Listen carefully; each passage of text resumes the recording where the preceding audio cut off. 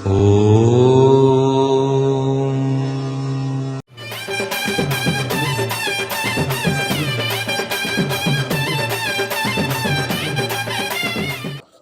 வணக்கம் வணக்கம். என் பெயர் white and white line Nallappa Neelakanda Siva. Muneeswarar உள்வாக்கு சித்தர் பேசுகிறேன். 3500 கோயிலுக்கு மேலே திருப்பணிகள் செய்து சிலையில் தந்து அன்னதானம் செய்து கும்பாஷம் பண்ண சொல்லிட்டார். இதெல்லாம் உண்மை. அதாவது நான் 3500 கோயில் கும்பாஷம் பண்ணிக்கேன். நல்லா மக்கள் உன்னிப்பாக கவனிக்கணும். ஐயா ஏதோ ஜோசியர் சொல்கிறாரு, எல்லா ஜோசியரும் எல்லா மாதிரி தான் சொல்லுவாங்க. ஆனால் இதெல்லாம் உண்மையாக பொய்யான்னு பார்க்கணும். பொய்யா இருந்தால் என் மேலே தக்க நடவடிக்கை எடுக்கலான்னு பலமுறை உங்களுக்கு இப்போ சொல்லியிருப்பேன். டிவிலையும் சரி தொலைக்காட்சியிலும் சொல்லியிருப்பேன். அதாவது சின்ன ஒரு உதாரணம் சொல்கிறேன் பாருங்கள். விழுப்புரம் மாவட்டம் நவமால் மருதூர், அந்த மருதூரில் அதை விஸ்வரெட்டிப்பாளையம் நவமால் மருதூர்னா தெரியும் உங்களுக்கு, விழுப்புரம் மாவட்டம். அந்த கோயிலில் ஒரே நாளில் 11 கோயில் கும்பாஷம் பண்ணிக்கேன். நீங்கள் நம்புவீங்களா நம்ப மாட்டீங்களான்னு தெரியாது, நிச்சயமாக தெரியாது. 49 சிலை மேலே கொடுத்துருங்க. ஒரே நாளில் 11 கோயில் கும்பாஷம் பண்ணிக்கேன். எங்கே? விழுப்புரம் மாவட்டம், விழுப்புரம் வட்டம். அதாவது விழுப்புரம் மாவட்டம் மட்டும் விழுப்புரம் வட்டம் நவமால் மருதூர், அந்த மருதீஸ்வர் அருள்மிகு மருதாம்பிகை மருதீஸ்வர் சிவன் கோயிலை திருப்பணி செய்து, அது மட்டும் இல்லாமல் பக்கத்துலேயே ஸ்ரீதேவி பூதேவி சமேதராய் ஸ்ரீ கல்யாண வெங்கடேச பெருமாள் கோயில் 2, 3வது திரௌபதி அம்மன் கோயில் நல்லா கவனிக்கணும், 4வது அருள்மிகு ஸ்ரீ முத்துமாரியம்மன் கோயில், 5வது அதாவது விஷ்ணு காளியம்மன் கோயில், 6வது ஸ்ரீ நாகேந்திரன் சுவாமி திருக்கோயில், 7வது அருள்மிகு அதாவது எல்லை பிடாரியம்மன் கோயில், 8வது அருள்மிகு புரையாத்தம்மன் கோயில், அருள்மிகு 9வது அருள்மிகு பூரணா புஷ்கலை சாஸ்தா ஐயனார் கோயில், 10வது அருள்மிகு சுந்தரமூர்த்தி விநாயகர் கோயில், 11 அருள்மிகு ஸ்ரீ பாலமுருகன் திருக்கோயில். இந்த 11 கோயிலுக்கு 49 சிலை மேலே கொடுத்து யாக சாமான் பூஜை பொருளை கொடுத்து என் சொந்த இதுலேயே கும்பாஷம் பண்ணியிருக்கேன். அந்த கோயில் தரைமட்டமாக பாழிஞ்சு போன கோயில். நான் தான் முதல்ல அந்த கோயிலுக்கு போய் பார்க்குறேன். என்னை இட்டு போனாங்க. யார்? ஜெயமூர்த்தி. 2 ஜெயமூர்த்தி அங்கேயே இருக்காங்க நவமால் மருதூர்லேயே. அந்த 2 ஜெயமூர்த்தியும் நண்பர்களோடு என்னை பார்க்குறாங்க. சென்னையில் பார்க்குறாங்க என்ன. அதாவது 70 விநாயகபுரம் மொகலிவாகத்தில் பார்க்குறாங்க. பார்த்துட்டு ஐயா இந்த கோயில் எவ்வளோ கோயில் கும்பாஷம் பண்ணிக்கிங்க, இது பழமையான எந்த ராஜாக்கள் கட்டின கோயிலும் தெரில, பாழிஞ்சு போயிது, நீங்கள் தான் அதை செய்யணும் அப்படின்னாங்க. ஐயா நீ கவலையே படாதீங்க, உங்களுக்கு நான் செய்து தருது என் பொறுப்புங்க. என்ன கோயிலை பார்த்தோன்னே அழையாக வந்துச்சு. அப்படி பழமையான கோயில், கருங்கல் அப்படியே இடிஞ்சு போய் அப்படியே எங்கே பார்த்தாலும் ஒரு மூலியமாகுது கோயில். பார்த்தோன்னே மனசு ரொம்ப உடஞ்சி போச்சு. அதாவது 12/6/2013 பண்ணேன். எப்போ நிகழும் மங்களகரமான ஆண்டு விஜய வருடம் வைகாசி மாதம் 29ஆம் தேதி 12/6/2013 புதன்கிழமை அந்த கோயிலை கும்பாஷம் பண்ணேன். அந்த கும்பாஷத்துக்கு யார் வந்தார்னா, அந்த கோயிலுக்கு போனேன். நான் தான் ஜோசியம் பார்த்தேன். ஐயா மாண்புமிகு ரங்கசாமி அவர்களுக்கு ஜோசியம் பார்த்தேன். அவர் ஆஃபீஸ்லேயே போயிட்டு கைரேகை பார்த்து, ஐயா நீங்கள் இந்த கோயிலை கட்டிங்கன்னா, ஒரு அம்பாள் கோயிலை நீ கட்டிங்கன்னா சிறப்பாக இருப்பீங்கன்னு. அவங்க அதாவது நல்லா கவனிக்கணும். அது அவளுக்கு தாயார் மனித தெய்வம் பாஞ்சாலி அம்மாள். யார்?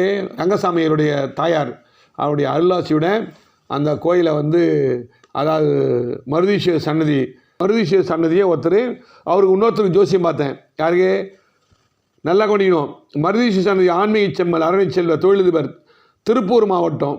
அதாவது திருப்பூர் மாவட்டம் பல்லடம் வட்டம் பொங்கலூரில் எலவந்தி கிராமத்தில் வடுகப்பாளையத்தை விஎஸ் கோவிந்தசாமி கவுண்டர் தொழிலதிபர் திரு கோபி என்ற கோபாலகிருஷ்ணன் அவர்களும் அவருடைய ஜோசியம் பார்த்து பரிகாரம் செய்து அவருடைய தோஷத்தை நிவர்த்தி பண்ண உடனே அவரும் சேர்ந்து அந்த சிவன் கோயிலை கட்டினார்.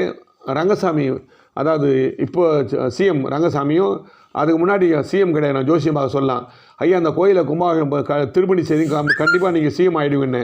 அதே மாதிரி திருப்பணி செய்தார், சிஎம் ஆகிட்டார்.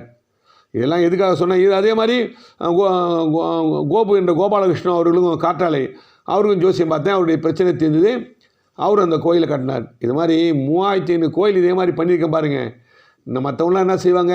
ஜோசியம் பார்த்து எத்தனை லட்சம் சம்பாதிக்கலாம், எத்தனை மக்களை ஏமாற்றலாம் தான் நினைப்பாங்க. நான் அது மாதிரி ஜோசியம் கிடையாது. அதே மாதிரி இப்போ பக்கத்தில் விஸ்வரெட்டிப்பாளையம் ஒரே நாளில் 8 கோயில் கும்பாஷம் பண்ணேன். விஸ்வரெட்டிப்பாளையத்தில் ஒரே நாளில். அதுக்கும் செலெல்லாம் பெருமாள் செல்லாம் கொடுத்து கும்பாஷம் பண்ணேன். யானை மேலே ஊர்வலம் எடுத்துன்னு வந்தாங்க விஸ்வரெட்டிப்பாளையத்தில். நல்லா மக்கள் உன்னிப்பாக கவனிக்கணும் சொன்ன கருத்துக்கள்லாம். பூத்தப்பேட்டு ராமபுரம் அன்னை சத்யா நகரில் முத்து மாரியம்மன் ஒரே நாளில் 9 கோயில் கும்பாஷம் பண்ணிங்க. அதாவது வந்து போனால் 50 சிலை மேலே கொடுத்து 50 சிலை மேலே கொடுத்துக்கோங்க. அவுரிவாக்கம் சென்னை அவுரிவாக்கம் கேள்விப்பட்டிருப்பீங்க.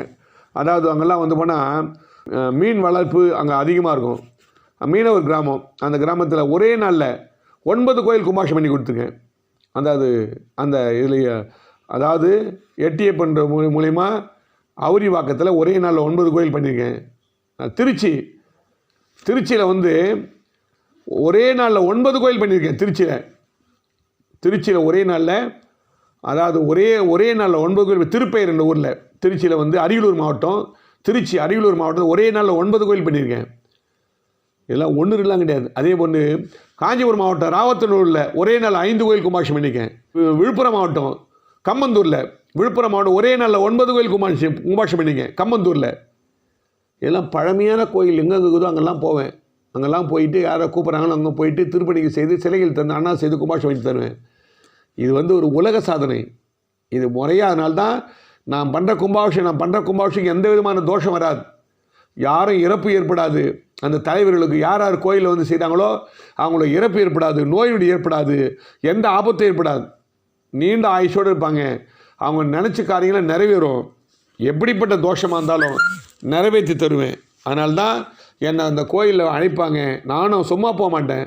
அந்த கோயிலுக்கு வந்து போனால் அதாவது என்னென்ன செய்யணுமோ அதெல்லாம் செய்து அந்த கோயில் ஆலயத்தை திருப்பணி செய்து சிலைகள் தந்து அண்ணா செய்து கும்பாஷம் பண்ணிக்கிடுவேன். கும்பாஷனத்துக்கான விதிகளை அதாவது வாமதேவர் என்ற வடமொழி நூலாசிரியர் தாம் எழுதிய வாமதேவ பக்தி சிவருமான் முருகனுக்கு கூறுவது எழுதியிருக்கார். எப்படிலாம் கோயில் கட்டணும் கும்பாஷம் பண்ணணும் அப்படின்லாம் அந்த ஆகம விதி பிரகாரம் அதாவது சாஸ்திர விதி முறை பிரகாரம் சிற்பகலா சாஸ்திர முறைப்படி பல கோயிலை திருப்பணிகள் செய்து சிலையில் தந்து அண்ணா செய்து கும்பாஷம் பண்ணிட்டு வரேன்.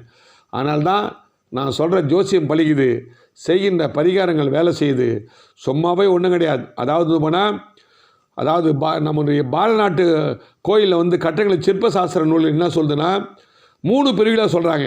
அவை வந்து அதாவது நாகரம், லேசரம், திராவிடம். அதாவது நாகரம் என்பது வட இந்திய கோயில். அது கட்டிட வகை வட இந்திய கோயிலெலாம். அவங்களாம் லேசரம் என்பது பௌத்த சமயத்தர் வளர்த்த கலை. திராவிடம் என்பது விந்திய மலைக்கு தெற்கே உள்ள கோயில்கள் அமைப்பு. அதாவது இதெல்லாம் தமிழ்நாட்டில் உள்ள கோயில்களின் அமைப்பு லேசரம். அது லேசரம் பிரிவிலிருந்து பிரிந்து யானை கோயில்வாங்க, கஜபீஷ்டன்வாங்க. விமான கோயில்களும் வட்ட கோயில்களையும் இணைத்து உருவான முறை என்ற கஜபீஷ்ட கோயில் கட்டுவாங்க. இதெல்லாம் வந்து முறையாக இதெல்லாம் வந்து ஆகம விதிப்படி முறையாக பல கோயிலை திருப்பணிகள் செய்து சிலையில் தந்து அண்ணா செய்து கும்பாபிஷேகம் பண்ணேன். அதனால்தான் நான் சொல்கிற ஜோசியம் பலிக்குது. செய்கின்ற பரிகாரம் வேலை செய்து. எனவே விதின்னு சொல்லிட்டு காலத்தையும் நேரத்தையும் வீணாக கடிக்காதீங்க. நீங்கள் ஒரு கும்பாபிஷேகம் பண்ணால் கூட பல ஆலயங்கள் திருப்பணி செய்த கும்பாபிஷேகம் பண்ணவங்களை இட்டு போய் கும்பாபிஷேகம் பண்ணால் தான் அந்த ஊரில் எந்த விதமான எதுவும் பிரச்சனையும் வராது, எந்த நோய் நொடி வராது, எந்த ஆபத்தும் வராது. கோயிலில் வந்து திருப்பணி முன்னெடுத்து செய்வர்களுக்கு உயிர் சேதமும் ஏற்படாது.